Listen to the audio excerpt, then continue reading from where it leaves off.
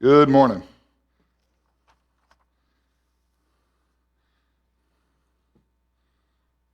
We're going to continue our study of Judges this morning. Brother Gary is speaking at a gospel meeting. There are some notes in the back. If you didn't get a copy, it looks like they're all gone, but you got them. Mr. Ron's got them. That's perfect. And so if you'd like a copy, just raise your hand. Mr. Ron or somebody will get you a copy of those this morning.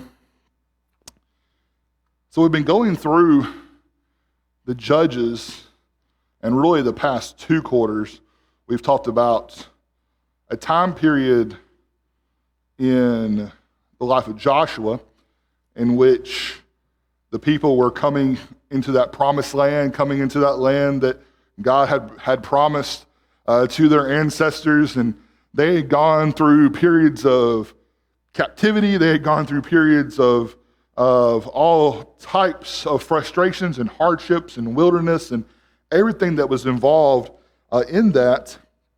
But now they have come finally into this promised land, and here they get into this land, and they see that, they start seeing other nations. They start seeing other nations and how they're doing, and they're influenced by that. And what we come to when we come to the Judges is we see how that influence, how it impacts them as a people, how it impacts them as a nation, how it changes the way they know they ought to live, and changes what they're doing in their lives for God. And so over and over again, the book of Judges follows a cycle that you're going to see apostasy, that you're going to see this falling away, this rebellion that happens because the people there have decided that they are no longer going to follow after God in the way that they should. They're going to follow after the gods of other nations. They're going to get involved in idol worship. They're going to do all sorts of manner of things that is going to lead them through this apostasy. And then, with that after that apostasy is going to come this oppression. That God uses the people in their land, uses wicked nations oftentimes to help show the people who God is, to help punish them for their wickedness, to help bring them back to Him. You know, we see in the church, it's not something we see often, but we see that as Christians and as people that are in Christ, that every now and then someone falls away. And we've seen it sometimes. The elders have to get up here and they have to, talk about a person that's living in sin. And they want us to pray for them. They want us to reach out to them. And then after maybe a period of time of reaching out to them, and this person has said, I don't believe, I'm not going to do it. And they refuse. That they are, as we would maybe use the word disfellowshipped, or they're not within the fellowship of God anymore. They're not following after Him. They're not following after His people. They have removed themselves and they're not doing what they need to do. We see kind of that in this same kind of situation here, Old Testament versus New Testament. Old Testament, God He used this cycle trying to help bring His people back. Well, when people fall away from the church, in this day and age, we want them to come back, but we can't necessarily condone sin.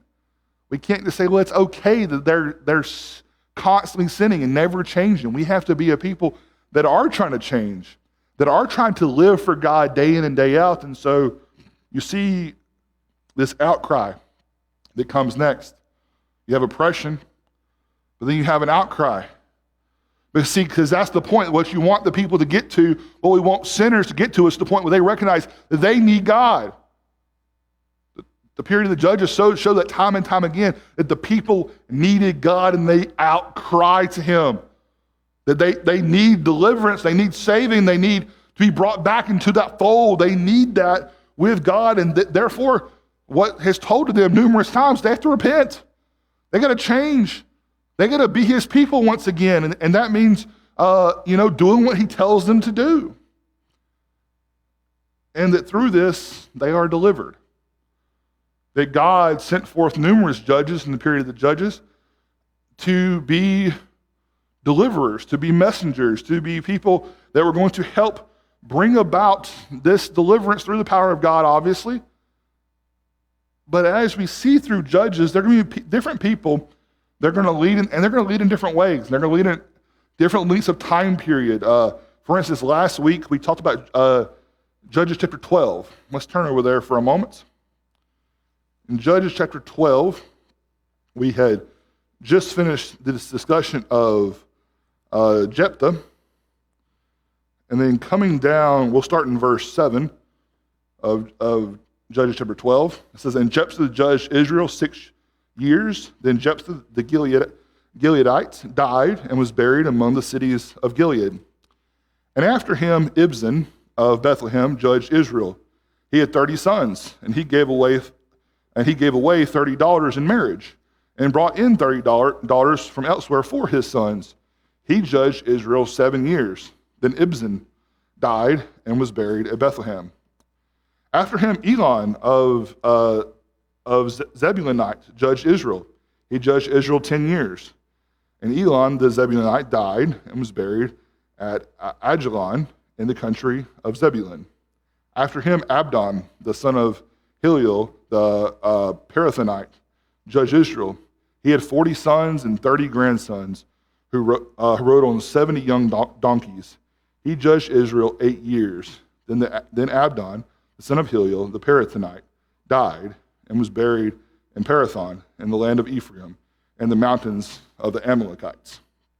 So we finished talking about Jephthah, which that was a lengthy discussion, and talking about Jephthah and his period of being this judge. And Jephthah did not always make the wisest decisions.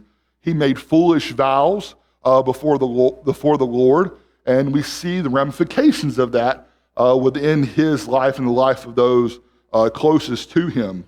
But then we see a period of judges, and these judges don't have a whole lot of information on them. There's not a lot written about these judges.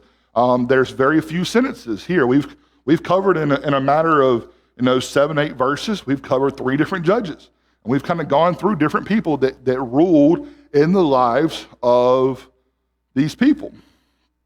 And so now we're going to be ready to come into chapter 13, and today we're going to mostly focus our discussion on chapter 13 as we look at a new judge that's coming about. Then really going to look at his parents and some of the oaths that he's going to take, that's going to be taken really for him, that's going to be even before he's even born, and the lifestyle that he is to live coming from this. And so today, as we get started with Judges chapter 13, I want us to read this chapter in its entirety together, and then we'll come back and we'll discuss it as we often do. So Judges chapter 13, starting verse 1, we're going to read this chapter together.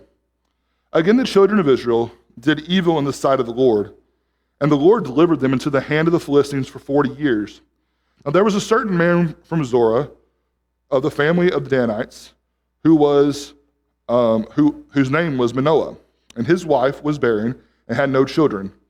And the angel of the Lord appeared to the woman and said to her, 'Indeed, now you are barren and have borne no children, but you shall conceive and bear a son.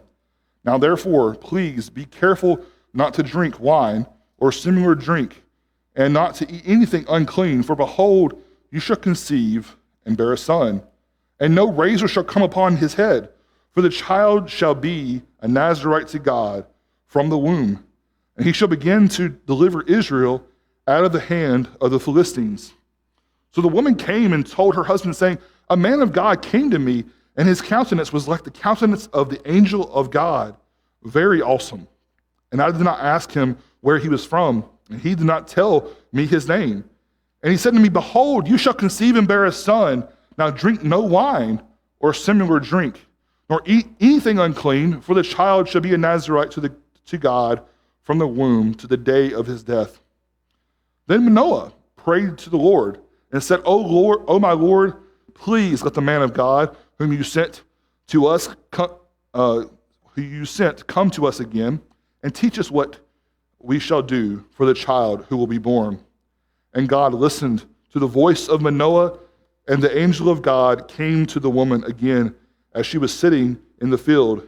But Manoah, her husband, was not with her.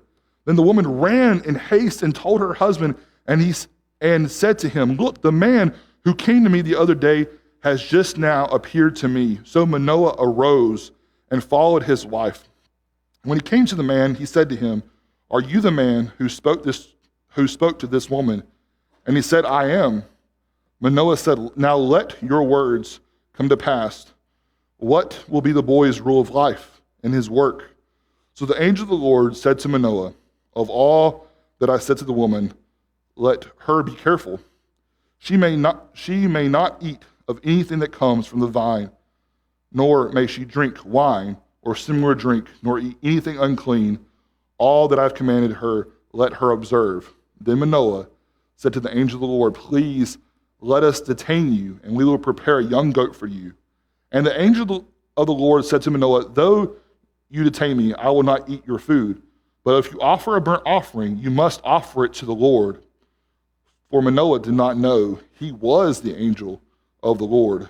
Then Manoah said to the angel of the Lord, what is your name? That when your words come to pass, we may honor you. And the angel of the Lord said to him, why do you ask my name, seeing it is wonderful?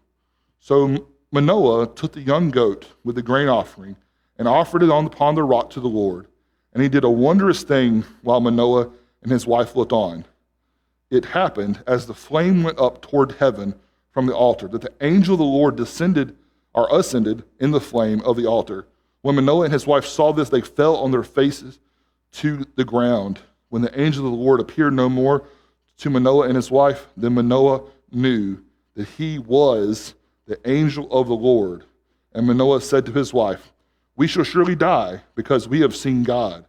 But his wife said to him, if the Lord has desired to kill us, he would not have accepted a burnt offering and a grain offering from our hands, nor would he have shown us all these things, nor would he have told us such things as these at this time. So the woman bore a son and called his name Samson. And the child grew, and the Lord blessed him, and the Spirit of the Lord began to move upon him at Mahaneh Dan, between Zorah and Eshtaol.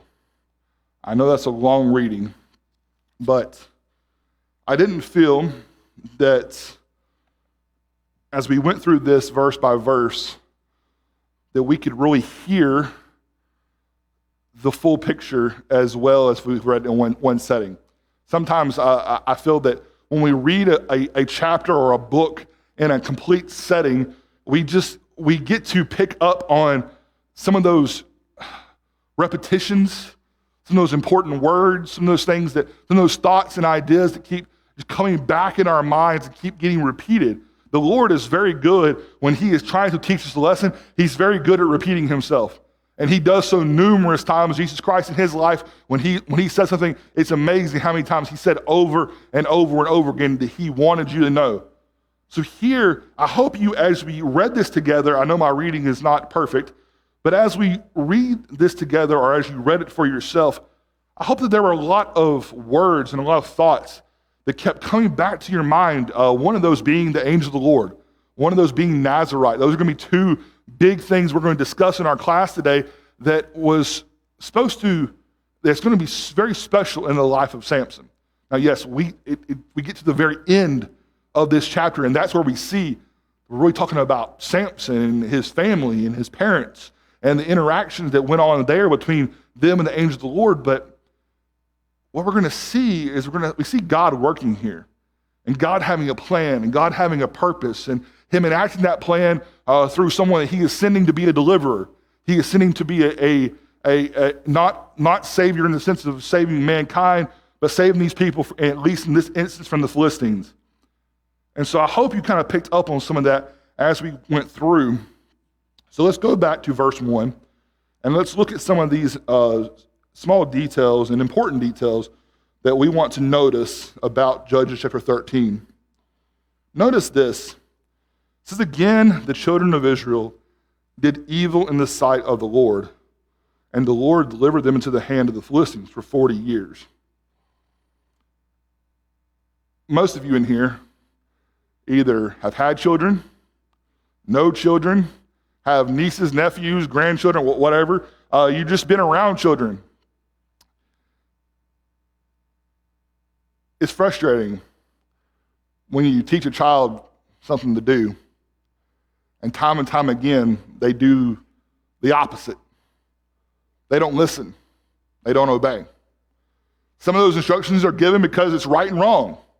Some of those instructions are given because it's for their personal safety. It's for their deliverance from whatever this life has to offer. And yet they don't listen. Now, my children are young. So my children, most of the things that they don't listen to are things that have to do with respecting of us as parents sometimes. And so they talk back and they get in trouble for that. Sometimes it has to do with personal safety, such as the time that my son found a screw and stuck it in the electrical outlet. Okay? Thankfully, he stuck it in the ground and not, the other parts of the electrical outlet. But, yes, we were scared and terrified, and he's getting in trouble for this as well. Thankfully, he's never repeated that. But there are things that we tell to children to try to help them to avoid sin, help them to avoid personal injury, because we don't want them to be harmed. We want them to be healthy. We want them to have good lives. Now, my children are not old enough really yet to be out on their own. They're not going around, and I'm blessed so far. All their friends are people at church. So I know there's coming a day, though, that even more so than I am already, that as a parent, that I'm going to be even more terrified. Are they making the right decisions? Are they living the right kind of life? Are they doing the things that I taught them to do? Did I teach them right? Did I help them? These are thoughts that every parent that I've ever talked to has had at one time and probably continues to have day in and day out. Why? Because they want their kids to be right in the Lord. They want their kids to be physically safe and healthy and to do well and be respected among the people and to be respected mostly before God. So take that idea, take that imagery of a parent, and here is your child. And again, the children of Israel did evil in the sight of the Lord. I'm not asking you to be God or to think what God's feeling or what God's thinking. I'm asking you, if you've been a parent or do you understand, how would you feel? How do you feel when once again your children do not heed your words, obey what is right, do what is right, live what is right, make those right choices? See here, I love the imagery of the Father, the Son. I love the imagery of children in the Word, because it really helps us connect with the Father. It really helps connect with that relationship that we have with Him. And here, His children once again have fallen. And He uses something that for us might seem unconventional. This is their punishment. He uses this oppression by the Philistine nation. It says for 40 years.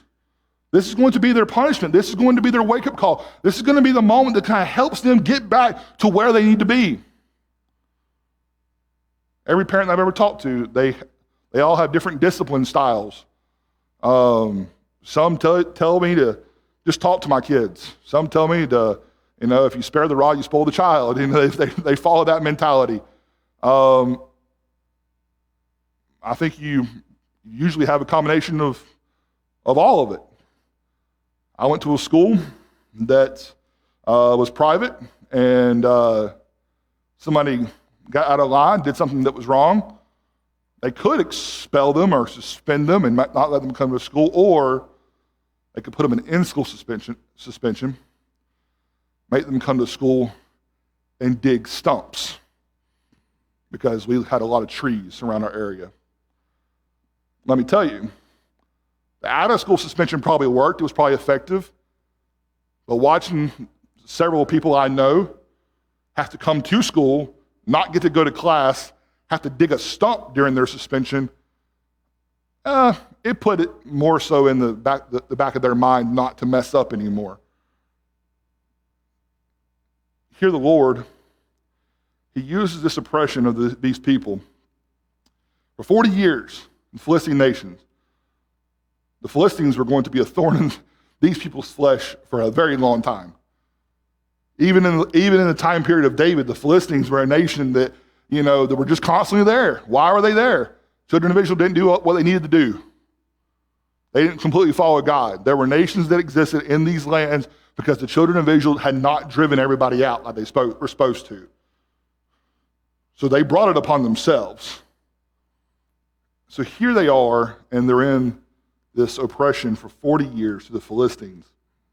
And in this time, we want to see a man by the name of Manoah and his wife. His wife had no children. She was barren.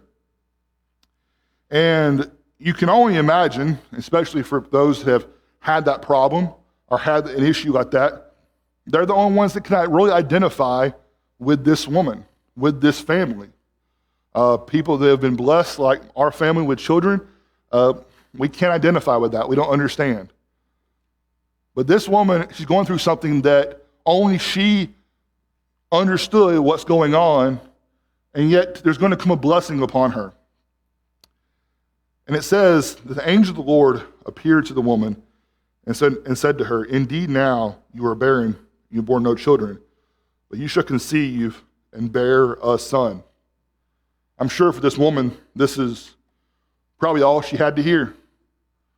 That I'm sure she went through a series of emotions when this was said to her. I can't begin to tell you all that they were. It was probably every emotion under the sun, that she was just probably filled with this.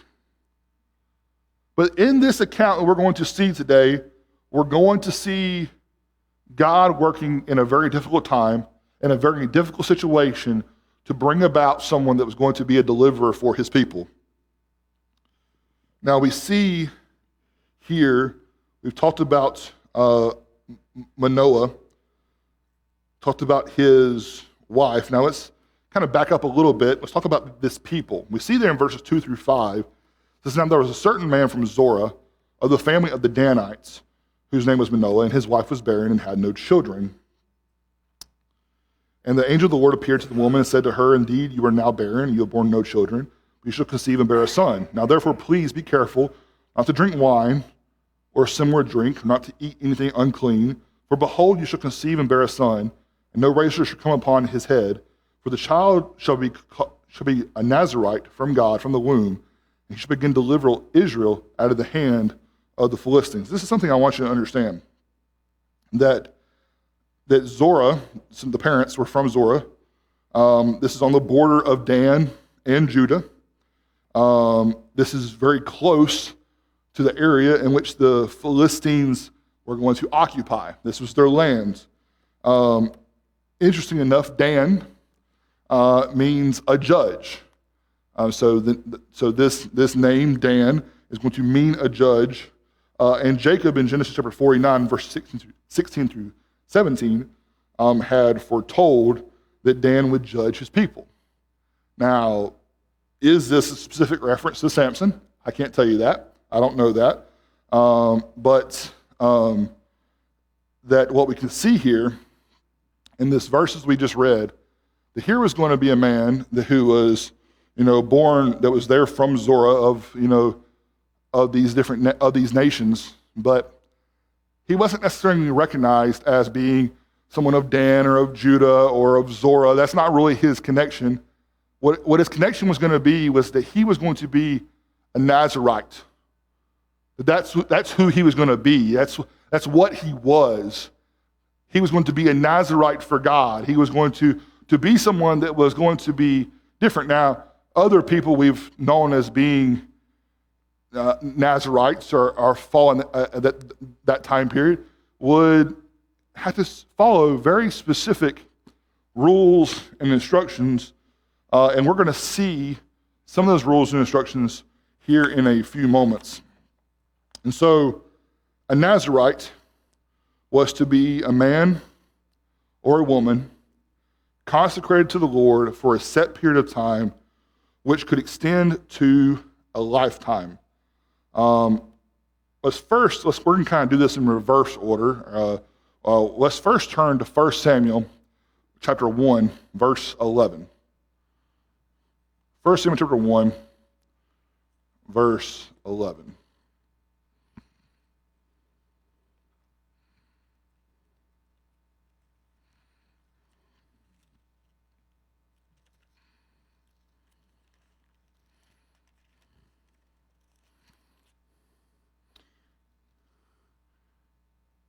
And actually, just to kind of set some context, we're going to go back to verse 8. Then Elkanah, her husband, said to her, Hannah, why do you weep? Why do you not eat? And why is your heart grieved? Am I not better to you than 10 sons? So Hannah arose after they had finished eating and drinking in Shiloh. Now Eli, the priest, was sitting on the seat by the doorpost of the tabernacle of the Lord. And she was in bitterness of soul and prayed to the Lord and wept in anguish. Then she made a vow and said, O Lord of hosts, if you will indeed look on my affliction of your maidservant and remember me and not forget your maidservant, but will give your maidservant a male child, then I will give him to the Lord all the days of his life, and no razor shall come upon his head. So we remember the story of Hannah and her inability at that time to have children. So in her bitterness, in her weeping, but also in her faith, she prays to God for a son and says that upon the receiving of this son, that this son is going to be set apart for the Lord, is going to be set apart for him, that he's going to serve the Lord. And in fact, she even makes this vow and says in part that no razor was going to come to his head. Now we go on down as we look at this into verse 28 of the same chapter. And it says, therefore, I have lent him to the Lord. As long as he lives, he shall be lent to the Lord, so that they worship the Lord there. When we talk about our life to God and our vow to him as Christians, we need to understand it's a lifelong commitment. Hannah was making a vow here for her son before he was even born, that she was going to give him to the Lord, and she knew it was going to be a lifelong commitment. When we talk about a Nazarite vow was not always bound to a lifetime, but in the case of Samuel, this is going to be a vow that was going to be taken, that he was going to be the Lord's, that he was going to be his servant. Now, we see that same oath we just read a moment ago in Judges chapter 13, verses 1 through 7, that God, the angel of the Lord, told them that this is the way Samson was to be born, to be raised, to live. There were certain instructions that he gave that he was to follow. But why would Samuel, why would Samson, why would they not put a razor to their head?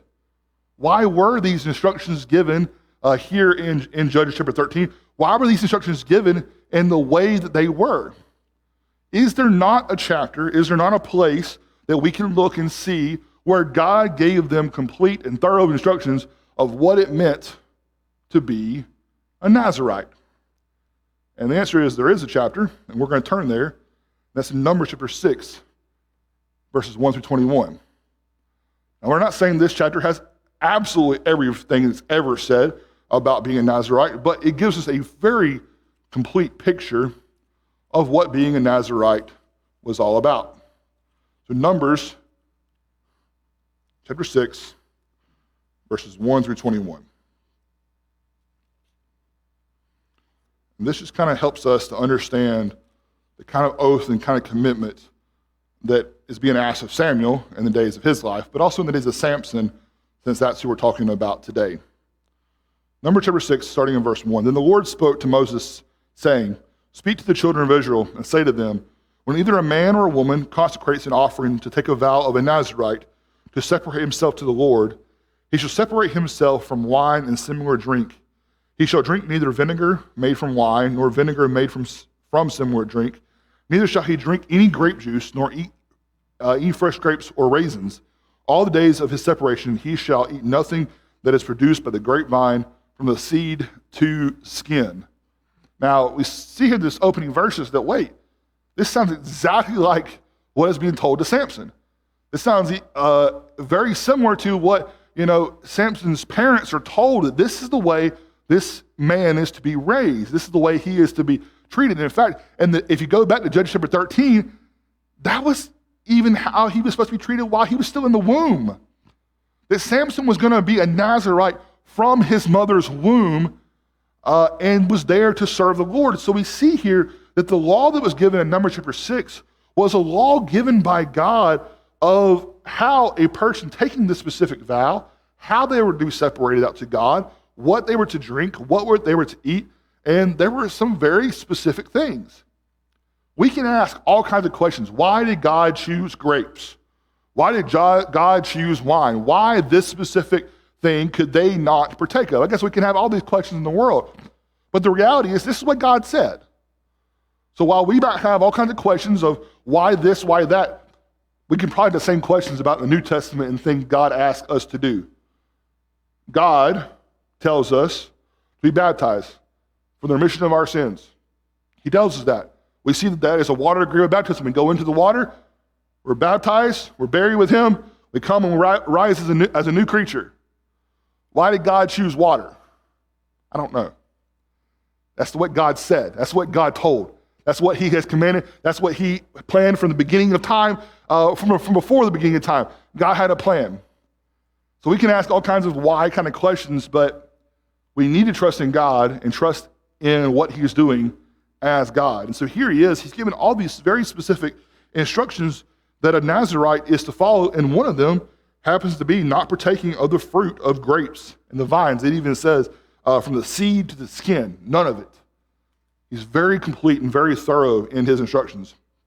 And it says, all the days of the vow of his separation, no razor should come upon his head until the days are fulfilled for which he separated himself to the Lord. He shall be holy.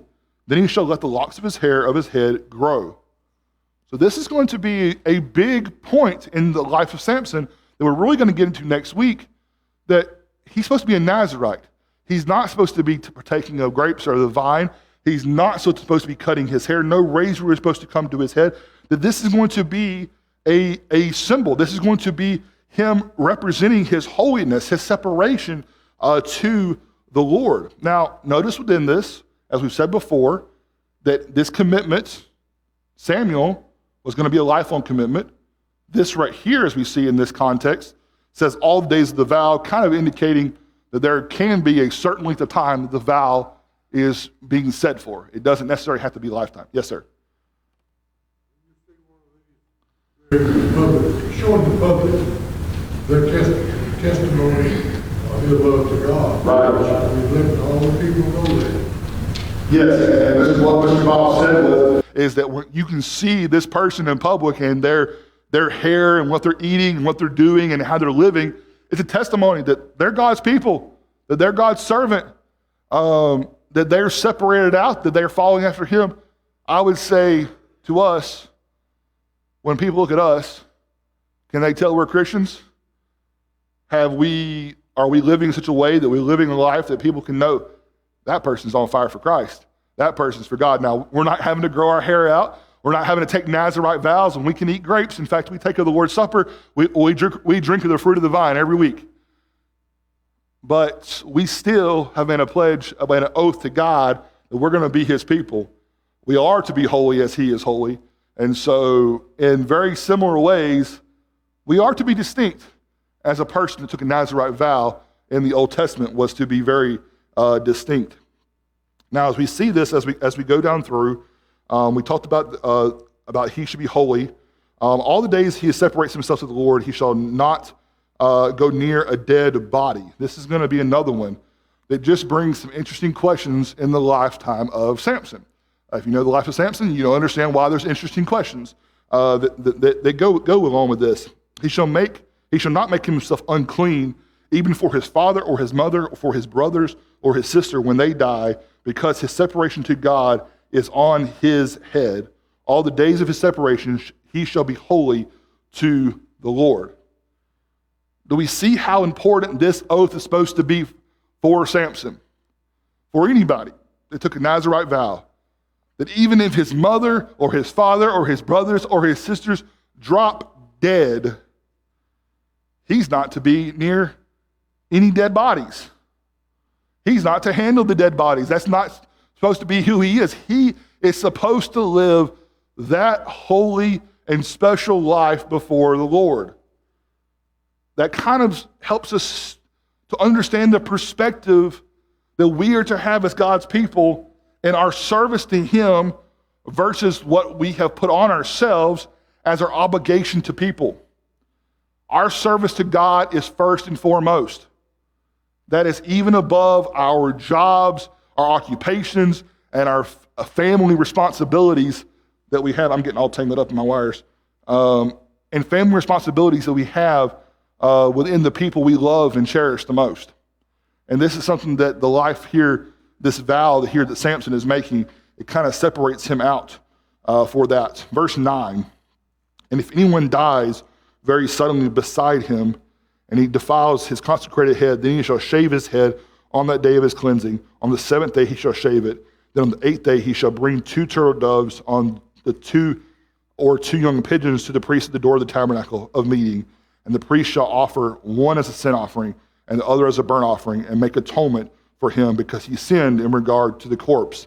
And he shall sanctify his head, and that same day he shall consecrate it to the Lord, the days of separation, and bring a male lamb in its first year as a trespass offering, but the former days shall be lost because his separation was defiled. Now, we don't have time to go through this whole chapter, but I wanted you to see just how important this Nazirite vow was. And if you'd like to go back and read this whole chapter, you can get some more details. But this is the life that Samson was to live and was to be living there after his birth and the life that he was chosen to live by God. So let's turn back now to Judges chapter 13. So this is the vow that he is to live, not to partake of the fruit of the vine. His hair was not to be cut. He was not to be to touch any dead bodies or even those of close loved ones that would make himself unclean. These are just a few of the things that we mentioned that a Nazirite could not do. But what about Manoah? Manoah is going to hear these instructions in verses 6 through 14. Manoah's wife is going to tell him a man of God was sent and said she was going to bear a son, that he would be consecrated to God from the womb and would begin to deliver God's people from the Philistines. So he hears this message, and so he prayed to God that again God would send this messenger. That's what an angel is. An angel is a messenger. That he would send this messenger, this man, so that he can learn more about God's plan. When the angel of the Lord again appeared to her, Manoah's wife ran to tell her husband, to bring her husband to him. He learned the consecration of this child would begin with the mother while still in the womb. A couple of thoughts I want to make on that is if Samson was declared to be separated to God while he was still in the mother's womb, then all this talk today in our world about abortion, it's just murder. The child was a child even in the womb, was a living being even in the womb, was separated from God to God even in the womb. And I think this passage here, talking about the life of Samson, can speak a little bit to what we're talking about today in our world with so many people promoting abortion. Abortion is just wicked. It's evil. It's murder. The child is a child, even in the womb. Now, in this chapter, one of the big things you're going to see is angel of the Lord mentioned over and over and over again. Manoah, he wanted to prepare a young goat for this man, this messenger, to eat, because Manoah didn't know who this messenger was. Manoah did not fully recognize him. He said he would not eat, but an offering could be offered up to the Lord. Manoah asked him, not knowing his identity, asked him his name, not knowing his identity. And the angel of the Lord simply said, his name is Wonderful, or Secret, indicating the relationship with God. If we had more time, we would go to Isaiah chapter 9 and verse 6. But we see here that here within this passage, here in talking about the angel of the Lord, you're going to see not a messenger, you're going to see the messenger. You're not seeing a angel of the Lord, you're seeing the angel of the Lord. That here in this context, what you see is that even Manoah and his wife, they recognize something about this particular man. They recognize he's the angel of the Lord. And in their fear, they cry out because they know that if anyone sees God, they will perish. Manoah and his wife equate the angel of the Lord to God himself. So we see in numerous verses, Genesis chapter 16 and verse 10, we see the angel of the Lord appearing to Hagar. We see that continuation of that in Genesis chapter 17 and verses 19 to 20, where in one passage the angel of the Lord speaks in verse chapter 16, going to bless Ishmael, but in chapter 17, God says that he blessed Ishmael. Are they one and the same? Genesis chapter 22, verses 11 through 12, but the angel of the Lord called from heaven and said, Abraham, Abraham. So he said, here I am. And he said, do not lay your hand on the lad or anything to him, for now I know you fear God, since you have not withheld your son, your only son, from me. Angel of the Lord spoke to him. As he continues speaking, he comes down and says, have not withheld your son from me. The angel of the Lord and God, were they one and the same? It's a question. Exodus chapter 3, verses 1 through 4, the angel of the Lord there at the burning bush. And yet, Moses had to bow down, had to remove his sandals because he was on holy ground, for he was in the presence of God. What about the guiding of the people in Exodus chapter 14, 19 to 20? Exodus 13, 21 through 22, 1 Corinthians 10, verses 1 through 4. Who was leading the people? In some passages it says the angel of the Lord. In other passages, as we come into Corinthians, we see that it was Jesus, that he was the one that was leading them. The angel of the Lord is a very interesting topic and something that we need to spend a lot more time on. But as I've looked at the angel of the Lord, and I've seen as he is represented in Scripture, the angel of the Lord has deity. The angel of the Lord is very specific, not an angel, it's the angel. And the angel of the Lord oftentimes, in my opinion, is used to represent Christ before he came to earth and lived. So here, what we see is a man in Samson.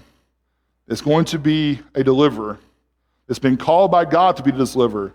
He was to be separated out to live a life for God. And next week, we're going to dive a little bit deeper into this and see how Samson lived for God in his life.